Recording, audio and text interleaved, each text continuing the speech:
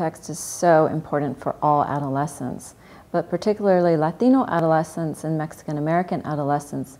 We've found that this cultural value of familism is something that is really key and really unique culturally. It's unique culturally in the sense that family is defined as more than just a nuclear family, more than just mom, dad, and siblings. It often includes extended family members like grandparents, aunts, uncles, cousins, even padrinos or godparents are considered family members.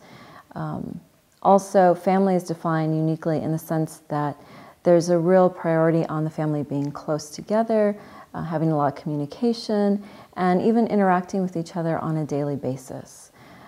So family context is very important for Latino adolescents. Usually this adolescence period is a time when we think of individuals as becoming more focused on peers and friends and moving away from their family. What we found with Latino youth is that it's a period where, yes, they are very focused and close to their friends, but they continue to maintain that close relationship to their family as well, and family has a big influence on them. Family can influence them in both positive and negative ways when it comes to risk behaviors. Some negative ways is that sometimes families introduce youth to substances through older cousins or aunts and uncles or to drug trafficking, this sort of thing. It can also be very stressful and very difficult for young people when there is family conflict, particularly when you have this cultural value of that families should be so close and united. When there is conflict, it can be very stressful on the teenagers. On the other hand, there's so many sources of resiliency within families, particularly Latino families. One source is that extended family unit, where youth may be interacting with other family members on a daily basis, so they have a sense of that there are adults around, the adults know what they're doing, and the sense that maybe mom and dad will find out what they're doing if they're doing something they shouldn't be.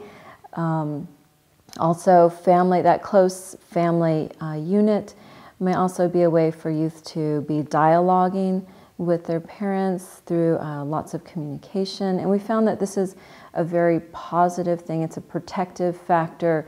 It really helps keep teenagers healthy and away from things like substance use. There's been a real focus on this idea of parents monitoring their kids or really policing their children when they're teenagers, knowing where they're at and who they're with. And the focus on that has really taken away from the idea of parents dialoguing with youth and listening to them, listening to that youth voice and allowing that to empower the teenager and allowing through this sort of regular communication to know more about what their youth is really doing and who they're doing it with. So my research is really finding that close family unit and that regular sense of being close to your parents and having a respectful relationship with them and that they listen to you is something that really prevents youth from engaging in substances or in violent behavior